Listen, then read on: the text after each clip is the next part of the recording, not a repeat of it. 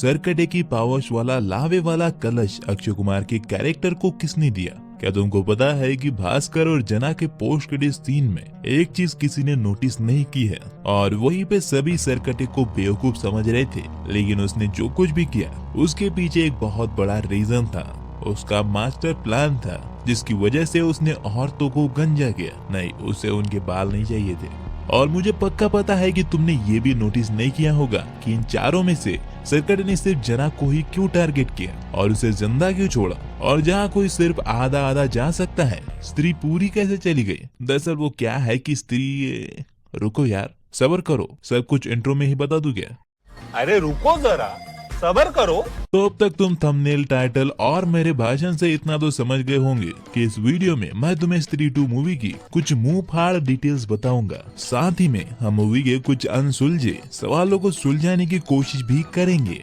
Detail number 1, Sarkate जब चंदेरी की पहली लड़की को उठाता है तो ओ स्त्री रक्षा करना लिख की दीवार पर फोकस किया जाता है, जो ये हिंट देता है कि चंदेरी की औरतों को अब स्त्री की रक्षा की सच में जरूरत पड़ने वाली है। डिटेल नंबर 2, मूवी की शुरुआत में हमें लड़कियों के कुछ सीन दिखाई जाती है, जिसमें कुछ लड़कियां रनिंग पे जा रही हैं, कुछ ताइक्वांडो क्लास कर रही है, कुछ लड़कियां स्कूल और कॉलेज में जा रही हैं। वहीं पर चंदेरी में हर बार महापूजा भी औरतें ही करती है, इसका अनाउंसमेंट भी किया जा रहा है। तो ये चीजें चंदेरी की औरतों की आजादी को दिखाती है, जो सरकटे के आने के बाद पूरी तरह से छिन जाती है। उससे कमाल तो ये होता है कि इतनी लड़कियां गायब होने के बाद भी चंदेरी के लोग चुप कैसे थे? किसी को डाउट क्यों नहीं हुआ? मतलब पूरे शहर में से किसी एक को तो डाउट होना ही चाहिए था। इतनी लड़कियां अचानक बड़े शहर कैसे जा रही है? खैर, इस पर हम थोड़ी ही देर में बात करेंगे। फिलहाल नेक्स्ट डिटेल पर आते हैं। तो जब विक्की स्त्री की बेटी को पहली बार देखता है अपने जागते हुए सपने में, तो कहता है कि आप हमेशा इसी ड्रेस में आती हो। वही भी जिस तरह से वो पहले उसे देखकर अनदेखा कर देता है। इन दोनों चीजों से ये पता चलता है कि स्त्री की बेटी यानी श्रद्धा के कैरेक्टर के जाने के बाद से विक्की को उसके जागती आंखों से सपने आना स्टार्ट हो गया है, और उसने न जाने कितने चाटे चंदेरी के लोगों से खाए होंगे। वहीं पर उसे वो हर बार एक ही ड्रेस में इसीलिए दिखती है क्योंकि विक्की ने उसे आखिरी बार इसी ड्रेस में देखा होता है। खैर, तो ये सवाल कि आखिर इतनी लड़कियां गायब होने के बाद भी किसी को डाउट क्यों नहीं हुआ, उसका रीजन है सरकटे की लड़कियों को उठाने की टाइमिंग। दरअसल जैसे पिछले पार्ट में स्त्री ठीक महापूजा के समय आकर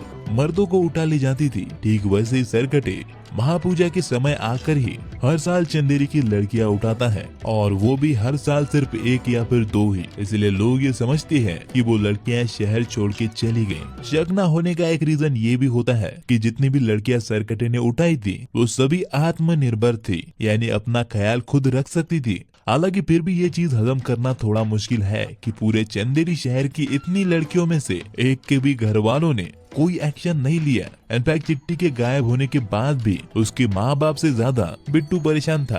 तो मुझे ऐसा लगता है कि मेकर्स को मूवी में उन लड़कियों के घर वालों के रिएक्शन का एक सीन तो दिखाना चाहिए था कि उनके घर की औरत या फिर लड़की गायब होने के बाद उनके रिएक्शन कैसे है, क्योंकि आपकी पूरी मूवी ही इसी एक टॉपिक पर चल रही थी। नेक्स्ट डिटेल, विकी के डैडी जो फ्रेंडशिप के लिए पैसे देते हैं वो पहली बार नहीं होता, क्योंकि जब भी वो फ्रेंडशिप के लिए विकी को पैसे देते हैं, बिट्टू उससे लेकर अपनी गर्लफ्रेंड को गिफ्ट देता है, और चिट्टी के कमरे में काफी टेडी बियर होते हैं। वहीं पे 2500 का शैम्पू भी बिट्टू उसे गिफ्ट करता है, और क्या पता और भी कई सारे महंगे गिफ्ट होंगे जो उसने विकी के पैसे से उसे दिए होंगे, क्योंकि बिट्टू का बाप तो उसे सिर्फ 50 रुपए देता है, वो भी अपनी बाइक में पेट्रोल भरवाने के लिए। वैसे यार, ऐसी लड़कियों से तो अच्छा है तुम स्वयं सेवक बनो, जैसा विकी के डैडी ने उसे बनाया था। आई मीन बनने की सलाह दी थी। कैसी अपमानजनक बातें कर रहा लौटा, ये अश्लील है ये लौंडा।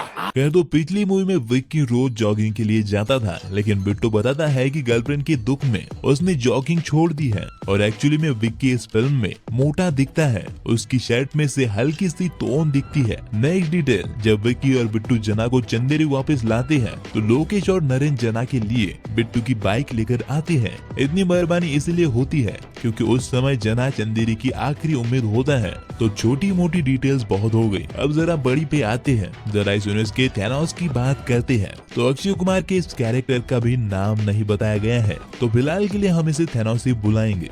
अब पता नहीं तुमने ये नोटिस किया है या फिर नहीं, पर अपना थैनोस किसी से छुप रहा था या फिर इन लोगों को बेवकूफ बना रहा था, क्योंकि उसका सरकटे की पावर्स लेना ये क्लियर करता है कि वो पागल नहीं बल्कि जीनियस है। तो चंदेरी छोड़ के पागल खाने रहने के दो ही रीजन हो सकते हैं, या तो वो स्त्री से छुप रहा था क्योंकि वो सरकटे का आखिरी वंशज था, और अगर वो चंदेरी रहता तो सबसे पहले स्त्री उसी का गेम बजाती, और दूसरा वो अपना सीक्रेट प्लान इन लोगों के सामने रिवील नहीं करना चाहता था, क्योंकि अगर इन्हें इस पे जरा सा भी शक होता तो वो उसका प्लान पूरा नहीं होने देते। मतलब एक सरकटे के जाने के बाद दूसरा थोड़ी आने देते, सिर्फ इसलिए उसने वो चिट्ठी पे पागल खाने का पता दिया। जैसे ही वो लोग आए, पागल बन के विक्की का इस्तेमाल करके अपना मकसद पूरा कर लिया, क्योंकि वो चंदेरी के रक्षक, चंदेरी पुराण और स्त्री सरकटे की हिस्ट्री के बारे में सब जानता था। तो उसने एक मास्टर प्लान बना के ये सब कुछ किया। और हाँ, सरकटे का लावा लोटे में लाना भी उसी प्लान का मेन पार्ट था।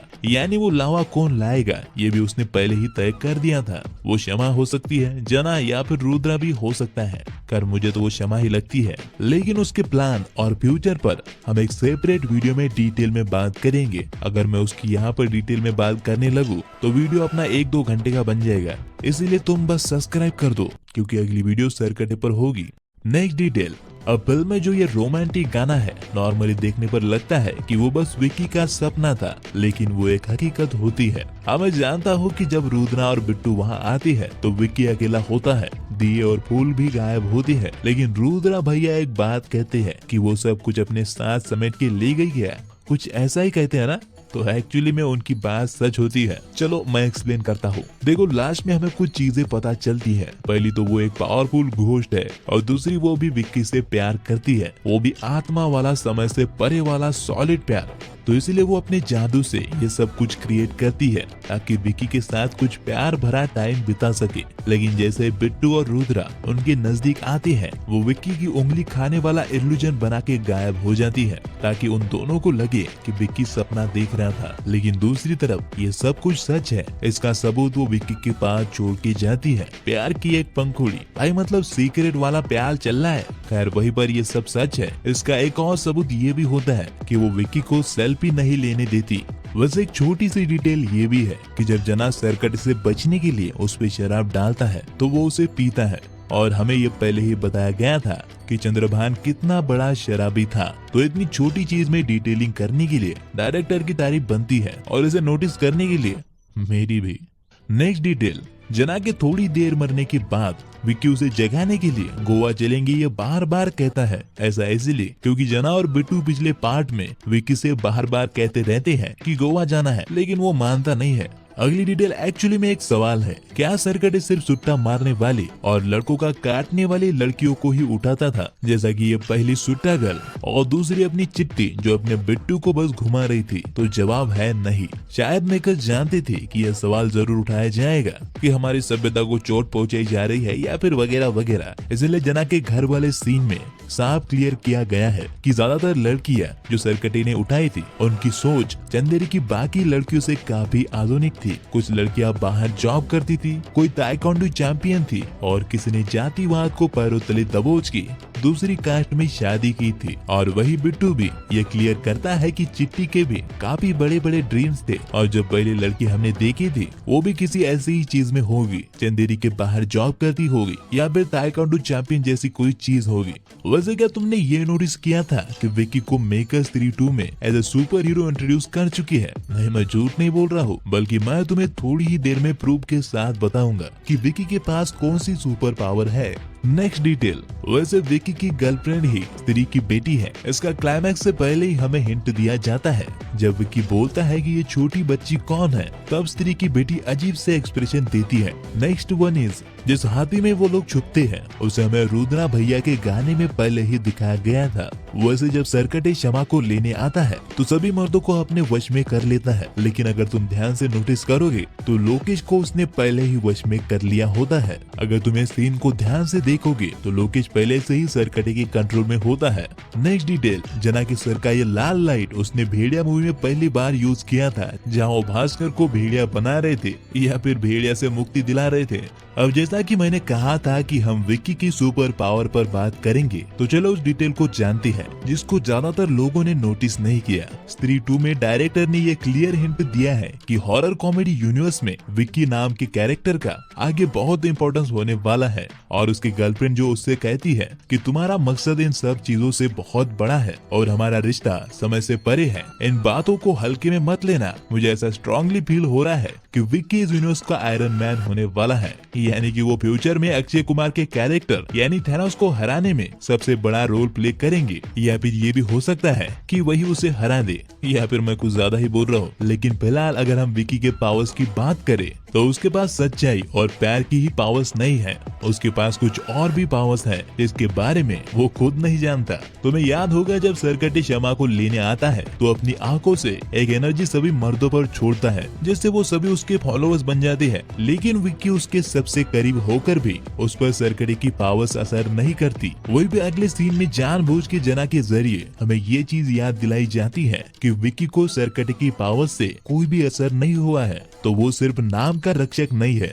उसके पास पावर्स तो है, लेकिन सच्चे दिल के अलावा कौन सी है पता नहीं, क्योंकि ये मूवी में क्लियर किया ही नहीं गया है। वैसे स्त्री सरकटे के नर्क में कैसे आ गई, आत्मा तो उसकी बेटी भी थी। और हाँ, अब ये मत कहना कि वो स्त्री है, कुछ भी कर सकती है। दरअसल वो सरकटे के नर्क में इसीलिए आ पाती है क्योंकि उसके पास टेलीपोर्ट करने की पावर्स होती है, जिसका यूज वो सरकटे के लड़ते वक्त भी करती है। यहाँ पर भी डायरेक्टर ने बहुत ही स्मार्टली सरकटे से लड़ते वक्त हमें उसकी पावर्स दिखाई है, ताकि अगर हमारे मन में ये सवाल आए कि आखिर स्त्री यहाँ पर कैसे आई, तो उसका जवाब हमें उस फाइट में ही मिल सके।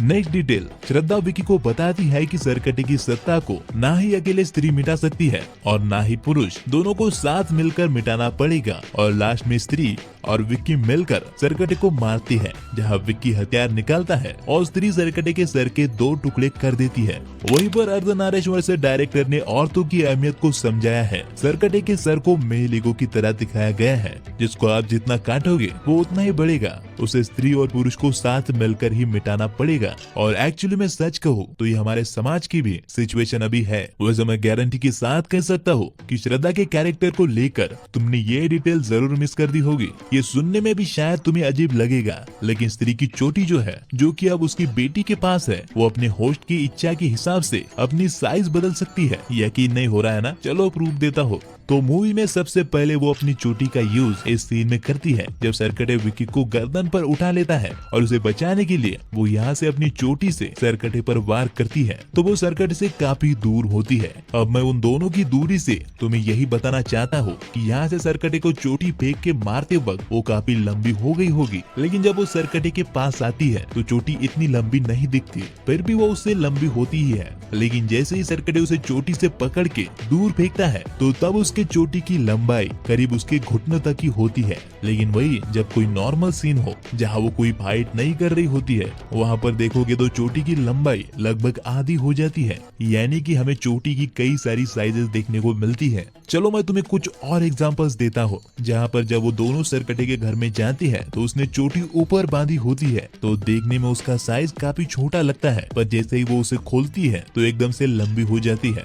यानी कि वाकई में स्त्री की चोटी अपने होस्ट की इच्छा अनुसार उसकी साइज या फिर लंबाई बदल सकती है। और सच कहूं तो एक्चुअली में ये अच्छा डिसीजन था, जहां चोटी में इस तरह की पावर्स ऐड करके श्रद्धा के कैरेक्टर में और लेयर्स को जोड़ा गया। वैसे पार्ट 1 में स्त्री की चोटी काटने के बाद भी उसके पास पावर्स कैसे थी, और अगर वो अपनी बेटी को नहीं जानती थी तो स्त्री अपनी बेटी के बुलाने पर कैसे आ जाती है? इन दोनों सवालों के जवाब है मेरे पास, लेकिन पहले सरकटे के बारे में कुछ डिटेल कवर कर लेती है। तो सरकटे सभी औरतों को गंजा करके और सफेद साड़ी में क्यों रखता था? इसका बलि से कोई ताल्लुक नहीं था और ना ही उसे कोई बालों की कमी थी। उजड़ा चमन होता तो बात समझ में आ भी जाती, तो फिर ऐसा करने के पीछे क्या रीजन था? दरअसल ये सरकटे के वैचारिक दृष्टिकोण को दिखाता है, जहाँ ऐसा कई साल पहले विधवा औरतों के साथ किया जाता था, और सच कहूं तो एक तरह से उनको समाज से बहिष्कृत किया जाता था, जिसमें उनकी कोई गलती भी नहीं होती थी। और क्योंकि अपना सरकटे भी उसी समय से था, तो उसके पास इन औरतों को सजा देने का या फिर नीचा दिखाने का